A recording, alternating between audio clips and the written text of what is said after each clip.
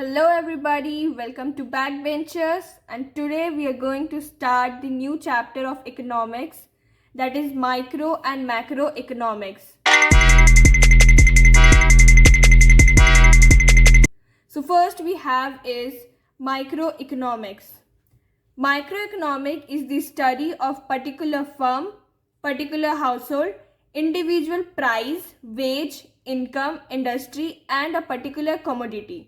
So micro economics वो होता है जो इंडिविजुअलिटी में डील करता है, लाइक कोई भी पर्टिकुलर चीज में डील करता है, लाइक किसी का प्राइस, वेज, इनकम, ये सब पर्टिकुलर है. So this is called micro economics. The next one is macro economics. Term macro has its origin in the Greek term macro means large. So macro मतलब क्या होता है? Large होता है. Large means क्या होता है? इकोनॉमी एज होल, पूरी इकोनॉमी, पूरी इंडिया को लार्ज बोलेंगे. That branch of economy that studies economic issues और economic problem at the level of economy as whole. So macro economics का काम क्या है कि ये स्टडी करता है इकोनॉमी, मतलब ओवरऑल इंडिया में, नेशनल में क्या इश्यूज हैं, क्या प्रॉब्लम्स हैं, level of economy as whole. Okay. The next is according to Shapiro. So Shapiro के according माइक्रो इकोनॉमिक्स को जो डेफिनेशन मिला है, that is micro economics deals with the functioning of economy as whole.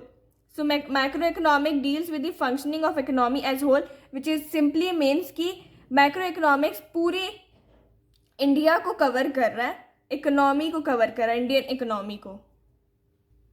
The next topic we have is microeconomic goals. So macroeconomics का goals क्या क्या है? First is full employment. Employment full होना चाहिए. Price stability होनी चाहिए. Economy overall growth पे होनी चाहिए. Fair distribution of income. Income equally distribute किया जाना चाहिए. कोई भी inequality नहीं होनी चाहिए distribution of income में. Exchange rate stability. Exchange rate stability मतलब इंट्रा ट्रेड और एक्स्ट्रा ट्रेड जो भी रेट लग रहा है वो स्टेबल होना चाहिए. ये नहीं कि एक्सपोर्ट ज़्यादा हाई हो रहा है, इम्पोर्ट कम रेट में कम रेट में आ रहा है. सो एक्सचेंज रेट स्टेबिलिटी भी होनी चाहिए. This are the goals of macro economics. The next topic we have is components of macroeconomics. So first component is theory of national income. It studies the concept of national income, its difficult elements, methods of its measurement and social accounting. So national income means India, overall India में कितनी income generate की जा रही है, उसके methods को पढ़ते हैं, उसके measurements को पढ़ते हैं और social accounting को study करते हैं. Theory of employment. It studies the problem of employment and unemployment. So theory of employment में जनरली हम ये स्टडी करते हैं कि कितने लोग एम्प्लॉयड हैं, कितने लोग अनएम्प्लॉयड हैं. Different factors determining employment and unemployment. So ये भी देखते हैं कि क्या क्या फैक्टर्स है जिसके वजह से एम्प्लॉयमेंट है और जिसकी वजह से अनएम्प्लॉयमेंट भी है.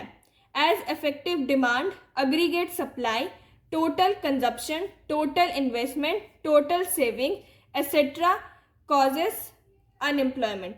सो अगर जब एक्स्ट्रा डिमांड होगा तब एम्प्लॉयमेंट भी होगी. एग्रीगेट सप्लाई अगर कम होगा तो एम्प्लॉयमेंट कम होगा. टोटल कंजप्शन, टोटल इन्वेस्टमेंट जब ज़्यादा होगा तो एम्प्लॉयमेंट बढ़ेगा. टोटल सेविंग्स अगर कम होगा तो अनएम्प्लॉयमेंट होगा, बढ़ेगा तो एम्प्लॉयमेंट होगा. सो ये सारे फैक्टर्स हैं जो डिटरमाइन करते हैं कि एम्प्लॉयमेंट होगा या नहीं होगा. Next is theories of economic growth.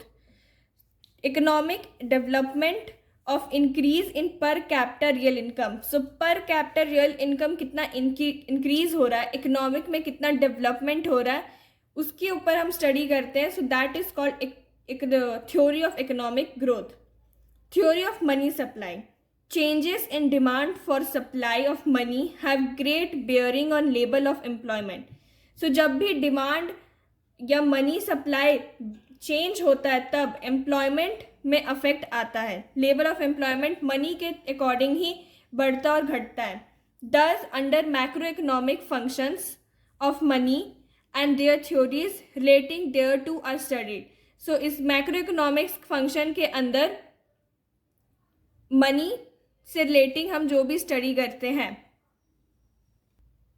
The next theory we have is international trade, where study about the trade among different countries like import and export के ऊपर हम study करते हैं. और under macroeconomic theory of business fluctuation deals with the fluctuation in the level of employment, total expenditure, general price level, etc. So under business fluctuation में हम क्या पढ़ते हैं कि level of employment कितना है, कितने लोग employed हैं, कितना खर्चा हो रहा है, total expenditure, and general price level क्या है, लाइक इन्फ्लेशन डिफ्लेशन का लेवल बढ़ रहा है या घट रहा है, वो भी हम स्टडी करते हैं under this.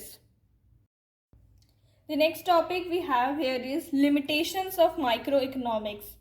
So what are the limitations that we have under micro economics? So the first one is dependence on individual unit. So microeconomic is dependent on individual units. Units जो भी अलग अलग units को मिला के बनता है उसे individual units कहते हैं. Heterogeneous units. Heterogeneous unit में क्या होता है कि different unit of goods को एक में study करते हैं और different goods का different measures होता है. And यहाँ different goods को common measuring rod से measure नहीं किया जा सकता. The next is misleading aggregates. So under misleading aggregates, study of aggregate mislead भी हो जाता है. For example, constant general price label होने का ये मतलब नहीं है कि price of all other goods will remain same. The next we have is importance and uses of macroeconomics. So when macroeconomics comes in use, first we have is helpful in understanding and functioning of an economy. So modern economy बहुत complex है and modern economic affect होता रहता है different factors से जो भी interdependent होते हैं. So उसे properly understand करने के लिए, properly function करने के लिए macroeconomic use होता है. Next is formulation of economy policy. So policies बनाते time government depend रहता है economics में, economy में like national income, total employment कितना है, टोटल इन्वेस्टमेंट सेविंग कितनी है under the economy. This forces help in policies making. Solution of economic problem. So micro economic solution देता है प्रॉब्लम सॉल्व करने का इकोनॉमी में, like problems like unemployment, falling and rising price, over production जहाँ भी हो रहा है. सो ये सारे प्रॉब्लम्स कौन सॉल्व करता है, ये सोल्यूशन कौन देता है, micro economics. Study of trade cycles. Trade cycle एक मेजर प्रॉब्लम है एंड मोस्टली इकोनॉमिक फ्लक्चुएशंस होता है कैपिटलिस्ट इकोनॉमी में. इकोनॉमिक फ्लक्चुएशन का मतलब ही ट्रेड साइकिल होता है. So it is important to control the trade cycle in order to make a smooth functioning of economy. Helpful in furthering the scope of microeconomics. So microeconomics के जो भी law formulation होते हैं, it is done through the reading of macroeconomics. Without macroeconomics, microeconomics cannot work. Like individual firms cannot take decision without having the knowledge of macroeconomics. Change in general price label.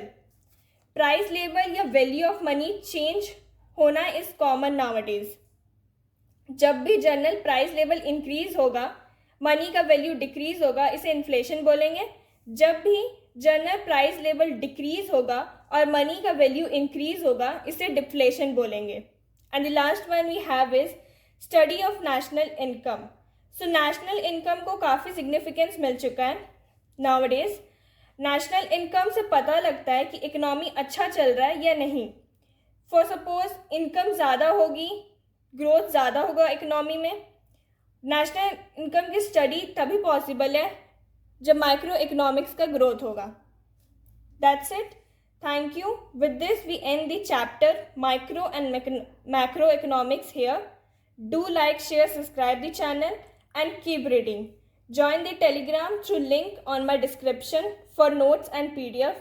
See you in the next video. Thank you.